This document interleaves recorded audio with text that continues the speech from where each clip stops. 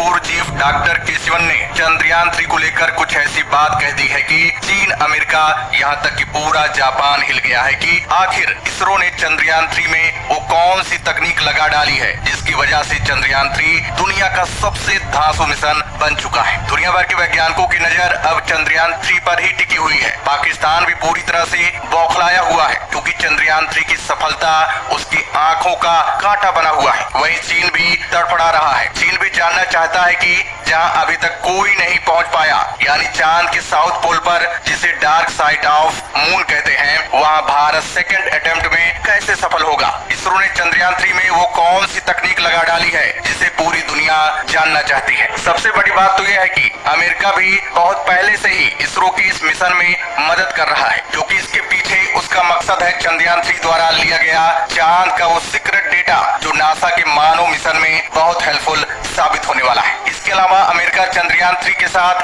अपना एक उपकरण भी भेज रहा है और तो और जापान भी भारत की इस मिशन में मदद करने के लिए अपना हाथ आगे बढ़ाया है, क्योंकि जापान को रियलाइज हो गया है कि चंद्रयान 3 इतिहास रचेगा। अगर डेटा चाहिए तो इस मिशन में कूदना पड़ेगा। लेकिन दोस्तों, इसी बीच पूरी दुनिया जानना चाहती है कौन है असली जादूगर साइंटिस्ट जिसने चंद्रमा के डार्क साइड पर पहुंचने वाली सबसे एडवांस तकनीक को इजाद किया है। वो कौन शख्स है जिसकी वजह से चंद्रयान इस लेवल तक पहुंच चुका है। चंद्रयान 3 का आर्किटेक्ट कौन है जिसने चंद्रयान 2 के विफल होने के वक्त ही कसम खा ली थी कि अपने द्वारा बनाए गए रोवर को डार्क साइड पर उतार कर ही दम लेंगे, उसके लिए चाहे जो करना पड़े। और उसी वैज्ञानिक के दिमाग की उपज है चंद्रयान 3। दोस्तों, यहाँ डॉक्टर के सिवन और डॉक्टर एस सोमनाथ की बात नहीं कर रहे हैं। इस वैज्ञानिक के बारे में आप सुनेंगे तो आप गर्व करेंगे। दोस्तों, आगे जानेंगे वीडियो में, उससे पहले जान लेते हैं कि डॉक्टर के सिवन ने चंद्रयान 3 को लेकर ऐसा क्या कह दिया है कि जिसे पूरी दुनिया बड़े ध्यान से सुन रही है। दोस्तों, इसरो अचानक अपना फैसला बदलते हुए चंद्रयान 3 की लॉन्चिंग की डेट 13 जुलाई से बढ़ाकर 14 जुलाई को ठान लिया है। अब चंद्रयान 3 14 जुलाई को 2:35 पर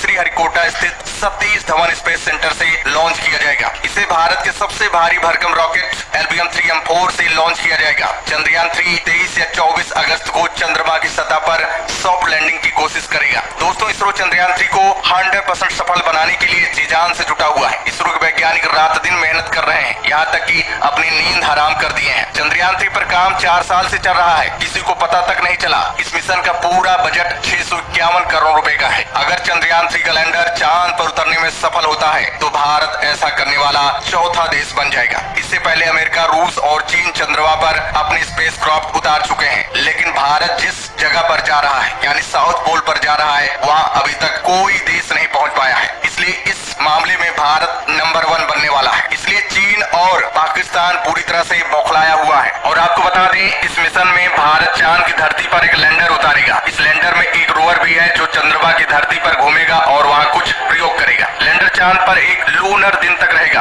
एक लूनर दिन धरती के 14 दिन के बराबर होता है। चंद्रयान 3 के लैंडर की चांद की सतह पर लैंडिंग के लिए जरूरी है कि वहाँ सूरज निकला हो। लैंडर के लिए सनलाइट जरूरी है। चांद पर 14-15 दिन सूरज निकलता है और बाकी 14-15 दिन सूरज नहीं निकलता है। चंद्रयान 3 चंद्रमा पर पता करेगा कि वहाँ का तापमान कैसा है, सतह पर भूकंप कैसे और कितने आते हैं, वहाँ प्लाज्मा इन्वायरमेंट कैसा है और वहाँ की मिट्टी में कौन से तत्व हैं। चंद्रयान 3 का मेन मकसद सटीक लैंडिंग है। इसके लिए बहुत सारे काम किए गए हैं। इसमें नए उपकरण, बेहतर एल्गोरिथम, फेलर मोड का ध्यान दिया गया है। इसरो ने चंद्रयान 3 को 3 हिस्सों में तैयार किया है, जिसे टेक्निकल भाषा में मॉड्यूल कहते हैं। पहला है प्रोपल्सन मॉड्यूल, दूसरा है लैंडर मॉड्यूल और तीसरा है रोवर। प्रोपल्सन मॉड्यूल चंद्रयान 3 को पूरी शक्ति से उड़ाकर धरती से स्पेस में पहुंचाएगा और चांद तक का सफर कराएगा। चांद पर पहुंचने पर इस वाली यूनिट का काम बंद हो जाएगा, फिर काम करेगा लैंडर, उस पूरे सेटअप को चंद्रमा की जमीन पर उतारने का काम, और अपने साथ लेकर उतरेगा रोवर को। रोवर में 4 चक्के लगे होंगे,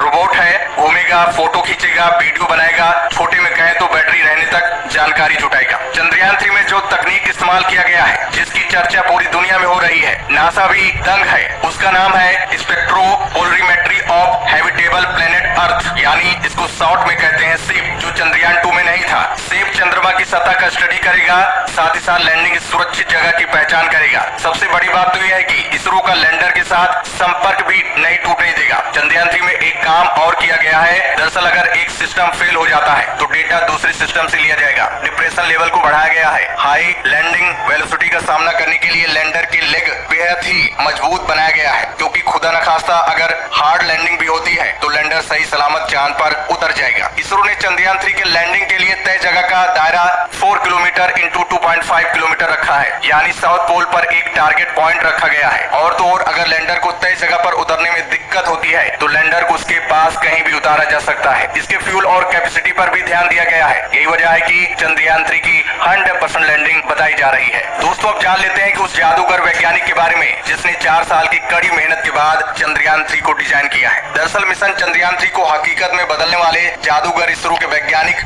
वीर मिथुवेल हैं। उन्होंने ही चंद्रयान 3 के मिशन को सफलता में बदला। इसरो के वैज्ञानिक वीर मिथुवेल तमिलनाडु के विल्लुपुरम के रहने वाले हैं। वीर मिथुवेल इसरो के वरिष्ठ वैज्ञानिक हैं। वो चंद्रयान 3 के प्रोजेक्ट के आर्किटेक्ट हैं। ये प्रोजेक्ट उनके ही दिमाग की उपज मानी जा रही है। इससे पहले चंद्रयान 2 का प्रोजेक्ट एम विनीता संभाल रही थी, लेकिन इसकी लैंडिंग में उन्हें सफलता नहीं मिली, जिसके बाद वीर मिथुवेल ने इसकी जिम्मेदारी ली है। आपको बता दें 7 सितंबर को चंद्रयान 2 लैंडर का चंद्रमा पर सॉफ्ट लैंडिंग फेल हो गया। ये विफलता इसरो के लिए एक बड़ा झटका था। वीर मिथुवेल ने आईआईटी मद्रास से ग्रेजुएशन की डिग्री हासिल की है। दोस्तों चंद्रयान 3 का सारा क्रेडिट वीर मिथुवेल पर जाना चाहिए। हमें इस वैज्ञानिक का सलाम करना चाहिए। वीर मिथुवेल के टैलेंट की प्रशंसा पूरी दुनिया कर रही है। इस वैज्ञानिक की मेहनत का लोहा पूरी दुनिया मान रही है। तो दोस्तों हमें वीर मिथुवेल पर गर्व करना चाहिए। फिलहाल इसके बारे में आपका क्या कहना है दोस्तों, कमेंट्स करके जरूर बताइएगा। तो दोस्तों जय हिंद, जय भारत।